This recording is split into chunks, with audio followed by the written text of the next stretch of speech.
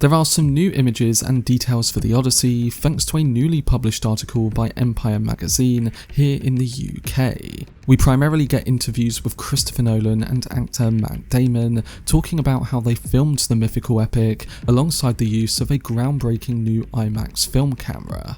But there were also some big cast and character reveals, a footage description of the opening scene, and other additional details. So in this video, I'm going to be discussing all the new images and details shared, breaking down the newest info from the film. Before I get into it though, if you want to keep up to date on any of my content surrounding Christopher Nolan's The Odyssey, then don't forget to support this upload by giving it a like rating and subscribing to the channel. But without further ado, let's discuss the new images and details for The Odyssey from Empire magazine. So for me, Christopher Nolan's The Odyssey is right at the top of my most anticipated films of 2026, and with Empire magazine giving us a new article with details and images from the film, you could say that I was more than excited to check it out. The new article, which is the main story in this month's edition, features two covers with the iconic Trojan horse, one standard and one subscriber version, alongside multiple new images and details from an interview with Nolan and his crew. The new images include Matt Damon front and centre in multiple scenes, donning Odysseus' famous armour. There's Robert Pattinson as the villainous suitor Antinous, and Tom Holland as Odysseus' son Telemachus. There's also an image of Anne Hathaway as Penelope holding the famous bow and arrow, and Mia Goth as Melantho, the sister of Melanthius and maidservant in Odysseus' palace. And there are further behind the scenes shots of Christopher Nolan and cinematographer Hoyte van Hoytema setting up multiple takes. There are additional images that you will see throughout the video as I get into all of the details. So with that out of the way, let's get right into it. So it's hard to picture Christopher Nolan topping the accomplishments he's already ranked up. But Nolan is returning to the origins of storytelling itself in Homer's ancient Greek epic The Odyssey. In the Empire article, Nolan says, "I remember seeing a school play of Ulysses, the Latin variant of Odysseus, when I was 5 or 6 years old. The older kids were doing it, I remember the sirens and him being strapped to the mast and things like that. But that's barely a conscious memory. I think it's in all of us really. And when you start to break down the text and adapt it, you find that all of these other films and the films that I've worked on, they're all from The Odyssey." Emma Thomas, Nolan's producer and wife, added that the project is foundational and it truly contains all stories. The article adds to this point, reminding us that Bruce Wayne's return to Gotham in disguise in Batman Begins was inspired by Homer, and that Cobb and Cooper returning to their families in Inception and Interstellar were also influenced by him. Nolan has been heavily inspired by it in all of his previous work, and knowing history, it's understandable why. He was originally hired to direct Troy, and he even came close to adapting Homer's first book, the Iliad, showing that he'd been dreaming of this world for decades. Nolan says, "As a filmmaker, you're looking for gaps in cinematic culture, things that haven't been done before. And what I saw is that all of this great mythological cinematic work that I had grown up with, like Ray Harryhausen movies and other things, I'd never seen that done with the sort of weight and credibility that an A-budget and a big Hollywood IMAX production could do. We shot over 2 million feet of film on a 91-day shoot, and much of that was out on the ocean where Odysseus sets sail with his battle-hardened men. It's pretty primal, and I've been out on it for the last 4 months. We got the cast who play the crew of Odysseus' ship out there on the real waves, in the real places. And yeah, it's fast and terrifying and wonderful and benevolent as the conditions shift. We really wanted to capture how hard those journeys would have been for people and the leap of faith that was being made in an unmapped, uncharted world. By embracing the physicality of the real world in the making of the film, you do inform the telling of the story in interesting ways because you're confronted on a daily basis by the world pushing back at you. One of the things I needed to crack was how to approach mythological elements in a sort of real-world way. The big breakthrough creatively in thinking about the gods was that everything that is now explained by science was once supernatural. Lightning, thunder, earthquakes, volcanoes, people are literally seeing gods everywhere. Not even the evidence of gods, because they're seeing the actions of them. I don't want to say too much about it beyond indicating that yes, the evidence of the supernatural is all around these people. It's very much a part of their lives, and I think it's quite a lot of fun to tap into.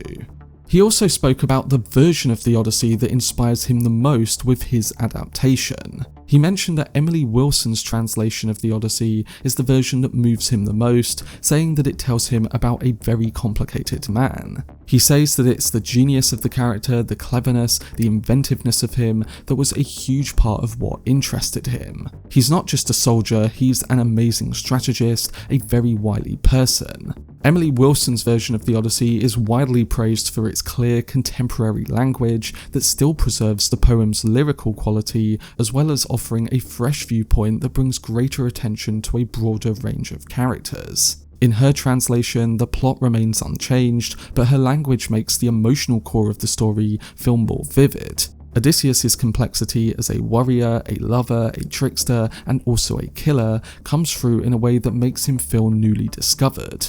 She also brings out Telemachus' insecurities and Penelope's suffering. The narrative keeps its momentum all the way through, and the shifts between past and present flow so smoothly. So with that description, it's easy to understand why this version of the Odyssey influenced Nolan so strongly.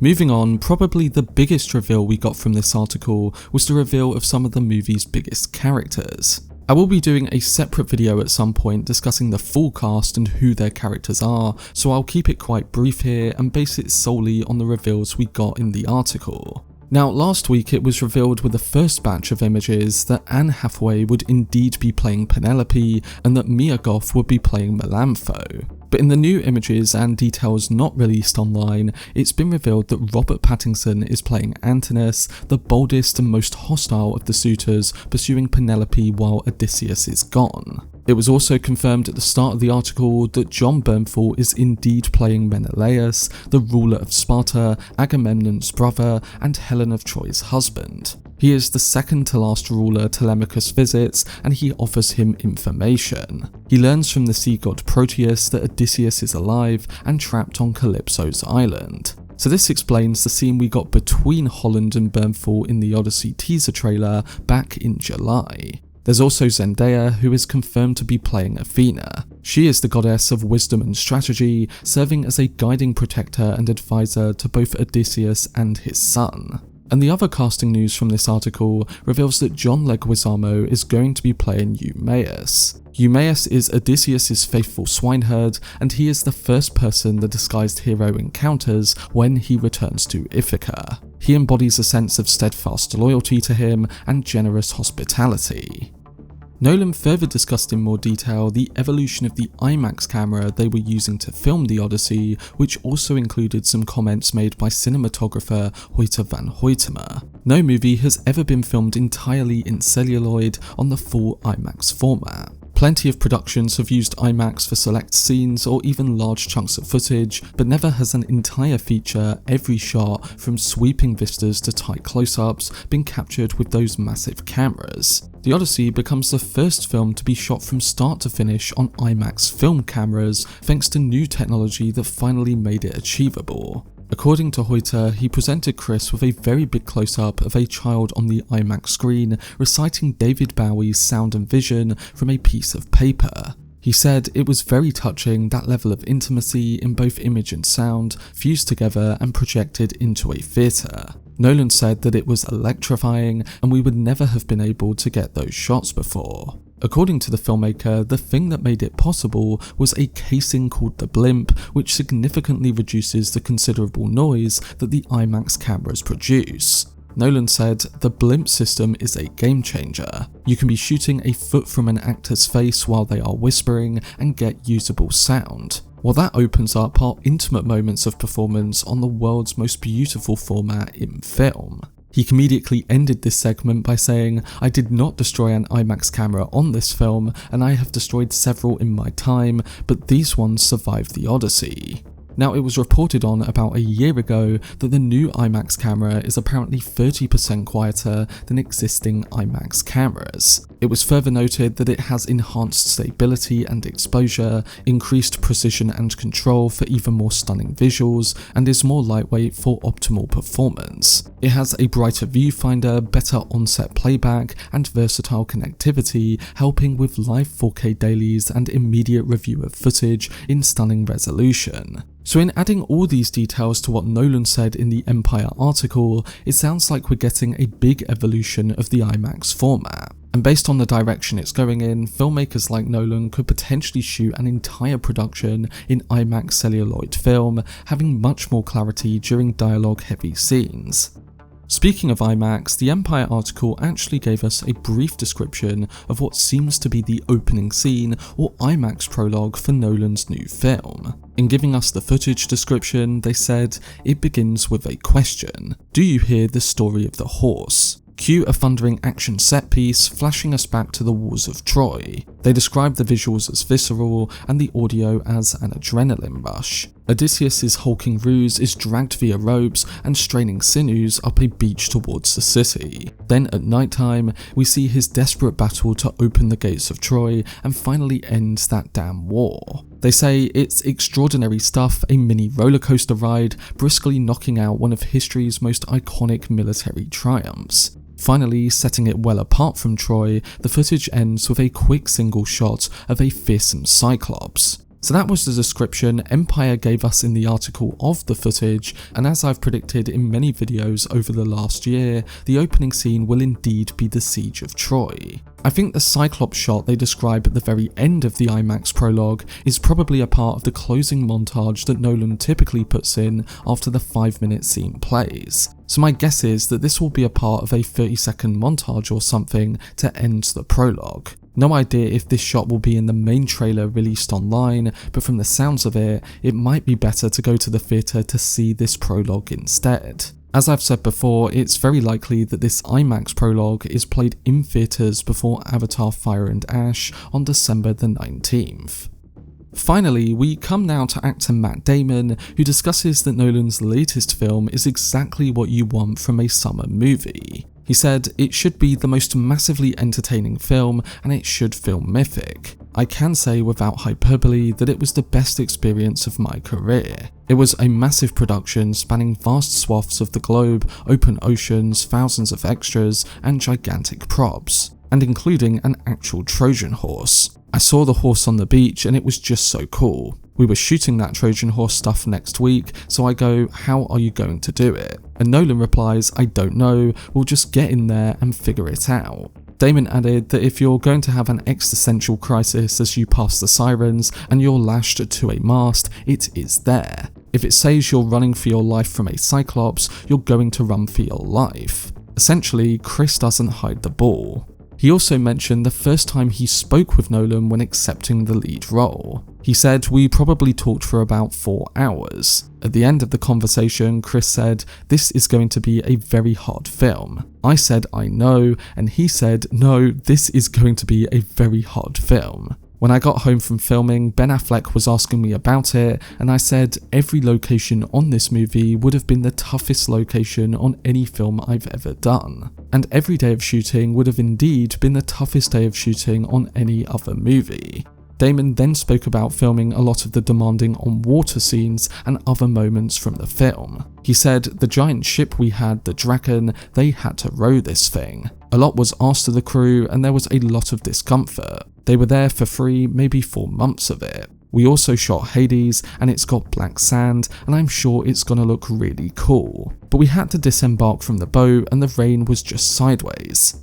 And finally, Damon also shared that actor Tom Holland had called the head of Sony and arranged a 70mm screening of Lawrence of Arabia for the whole cast. He said, we were at Sony and studio head Tom Rothman has one of the pristine 70mm prints of that film. And Tom, because he's Spider-Man and he's everyone's favourite at that studio, called Rothman and he arranged for us to screen it on a Sunday, the full 4 hours.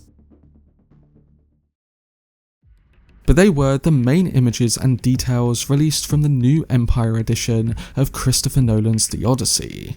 What do you guys think towards the new images and details from the film, and do you think we'll get that next big trailer and IMAX prologue in front of Avatar 3 this December? Let me know down below in the comments section.